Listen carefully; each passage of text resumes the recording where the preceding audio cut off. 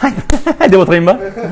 Ер жігіт бол, отбасын қолдайтын ақылды бол, елінде ойлайтын әдепті қыз, елімнің айнасы қыр гүліндей, күлімдеп жайнашы. Сенімді адал дос құмай тазы, қорғайды сені қысы жазы.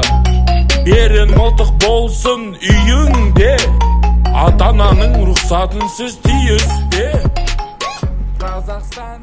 Я достар, көптен бергі армандап жүрген, бір ойда жүрген нәрсе еді. Нағыз қазақша, таза өзіміздің қазақ тілде, өзіміздің әдет ғұрпымызбен, салт дәстүрімізбен ашылған арна екен. Алла разы болсын. Әйтпесе біздің кішкентайларымыз шетелдің, орыстың, ағылшынның кішкентайынан соған баулып, соған қарай бұрылып бара жатқан балдарымыз көп, балапандарымыз.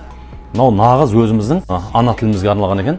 Өзге тілдің бәрін біліп, өз тіліңді құрметтейді. Бұл біздің